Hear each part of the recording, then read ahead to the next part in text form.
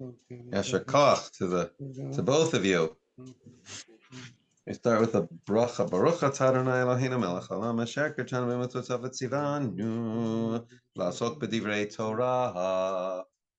Blessed are you, Adonai, our God, ruler of the universe, who makes us holy with mitzvot and who commands us to engage in words of Torah. And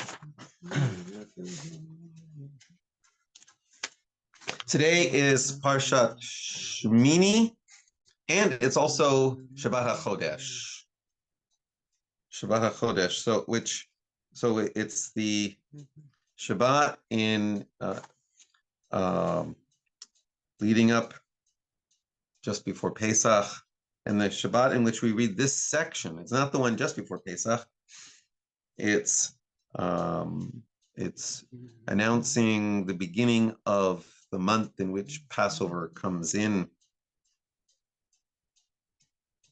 And we have a special reading on that, on Shabbat HaChodesh, which is from Exodus 12, which begins, Vayomer Adonai el Moshe ve'el Aharon be'eretz Mitzrayim lemor, HaChodesh hazeh lechem rosh chodashim. The Lord said to Moses and Aaron in the land of Egypt, this month shall mark for you the beginning of the months. As in, this is the month that Passover falls in, shall mark to you the beginning of the months. It shall be the first of the months of the year for you. Speak to the whole community of Israel and say that on the 10th of this month, each of them shall take a lamb to a family, a lamb to a household. And if the household is too small for a lamb, let him share one with a neighbor who dwells nearby in proportion to the number of persons. You shall contribute for the lamb according to what each household will eat. So this month, the month which we call Nisan, the Torah just calls it the first month. Whenever the Torah speaks of a first month, the third month, the fifth month, it's always in reference to this month that Passover falls in. The first month is the month which we later in our history began to call Nisan. And it is described in this part of Exodus chapter 12, how we prepare for Passover. And the children of Israel ultimately are to assemble. Moses is told to tell the people, have all the assembled of the congregation shall slaughter this lamb at twilight. They shall take some of the blood and put it on the two doorposts and the lintel of the houses in which they are to eat it. They shall eat the flesh that same night. They shall eat it roasted over the fire with matzah and with bitter herbs. And so this is in many ways what we still do, matzah and bitter herbs on the night which commemorates this meal. And of course, the angel of death then comes and will yifsach, will pass over. Therefore, it's called Passover. It's called Pesach. Will pass over the Israelites for that last horrible plague.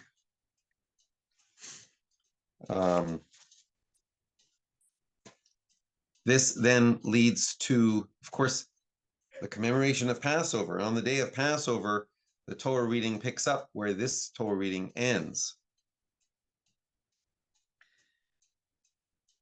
It occurs to me as we prepare for Passover to mention that this story reads differently in Hebrew than it does in English when it comes down to it.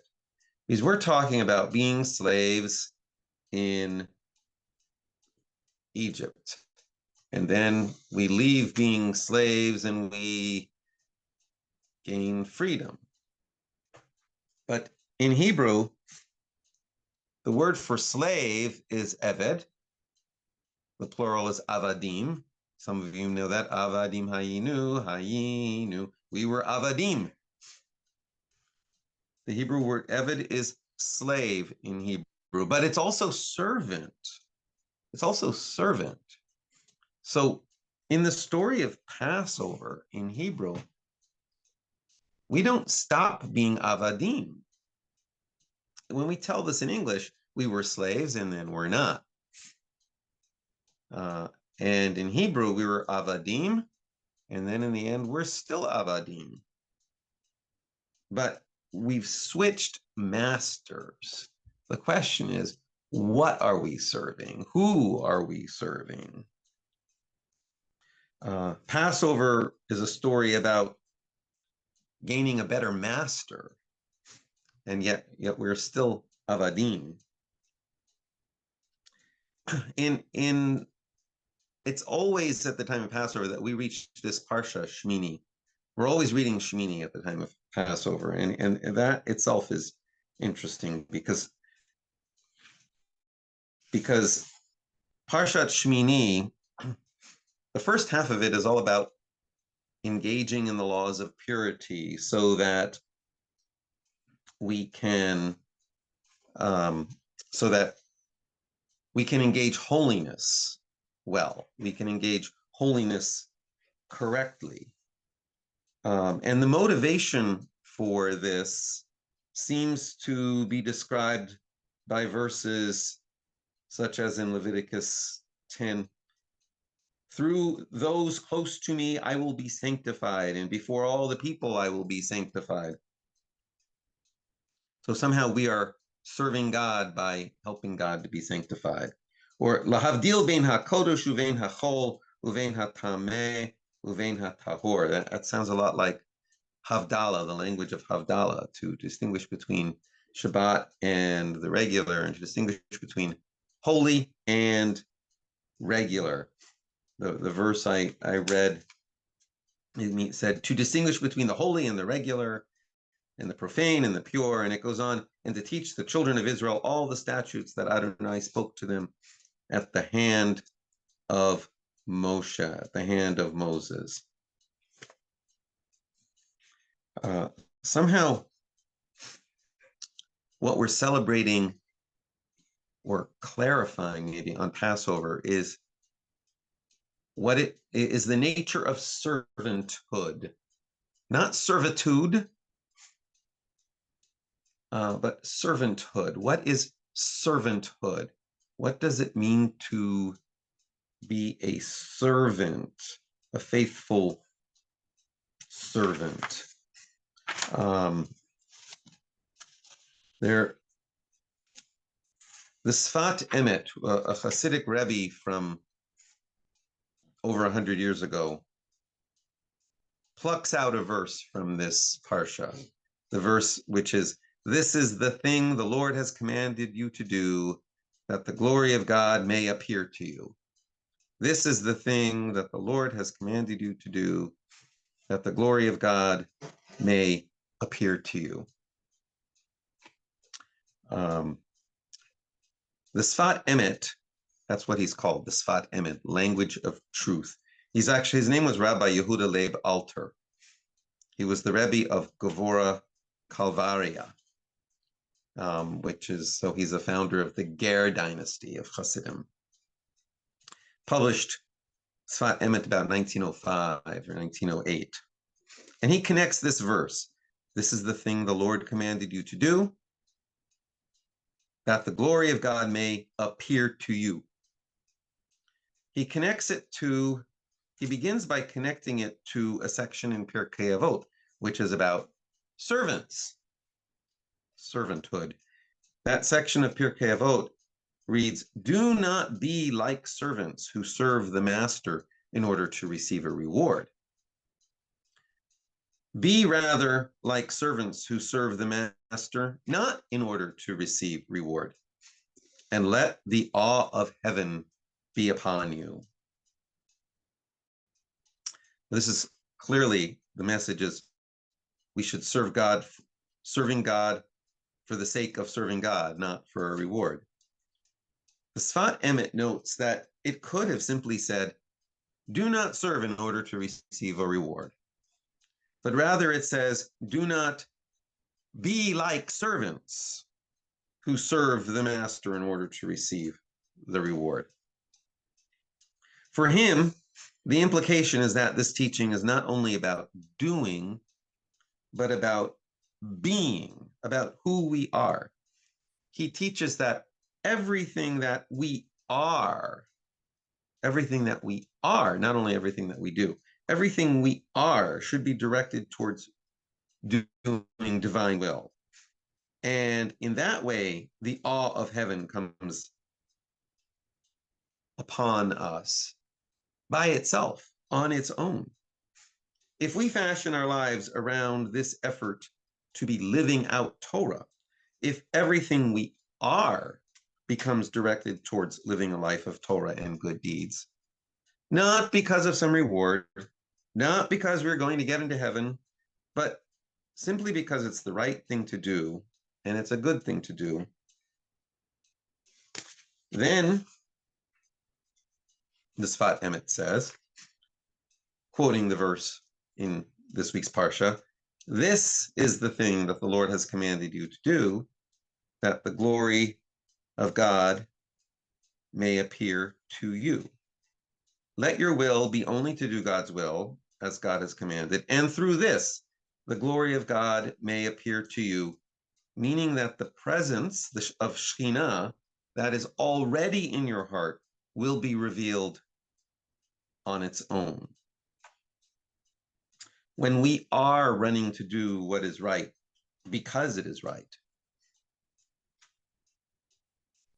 letting the right that we then let that right, that rightfulness that you do speaks on its own, so that the glory of God appears before you, especially in the eyes of others.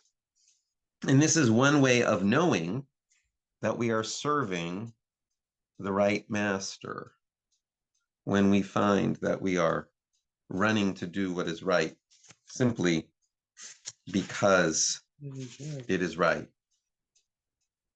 Now, I said the first part of Parshat Shemini is about engaging these laws of purity, so that we can engage in these sacrifices and find a way to do what is right. A lot of this then is asking the question how we shape our hearts so that the presence of God rests in our hearts somehow. I mean, how do we, knowing how to discern the correct way forward, there can be a wrong way to serve, or at least a less good way, and it may not be immediately obvious. How do we distinguish between the holy and the regular, between the pure and the profane? The first part is directed towards engaging in purities and holiness. And I should clarify also, purity and impurity is not the same as holiness and regular. These are different categories. In the word for purity is tahor, and the opposite of that doesn't even translate. It's not impurity, it's tameh. And tameh just means that you're not in a position to engage in holiness right now. Maybe it's because you did something wrong, or maybe it's just because, or maybe it's because you did a mitzvah. Sometimes when you do a mitzvah, you become impure or tameh. I mean, if you bury the dead, you're at that point you're in a state of tuma. In the course of life, we go back and forth between being in a state of purity and a state of not purity. Purity is readiness to engage in holiness. And then you've got this other category, holiness and regular. It's not holy and bad, it's just holy and regular. You can be in a state of impurity and regular, and you can be in a state of purity and regular, but you don't want to be in a state of impurity and holiness. There's something about that that's explosive in the Torah. And then after discussing all of these things, laws of purities and holiness, the second half of this parsha is all about the laws of kashrut, all about the laws of keeping kosher. And when the Torah describes the laws of keeping kosher, and it goes into many of the details that a lot of us know, animals that have a split hoof and chew their cud, fish with fins and scales. And then it says, it uses language which is similar to the language that it uses when it's discussing purities and impurities. So it says, Lahavdil bein hatameh uvein hatahor, to distinguish between the profane and the pure, and between the living thing that may be eaten and the living thing you may not eat.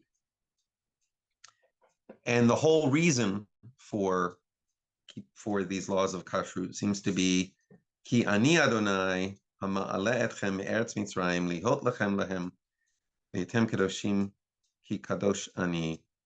For I am Adonai, who raised you up from the land of Egypt. So there's the Passover again, Passover.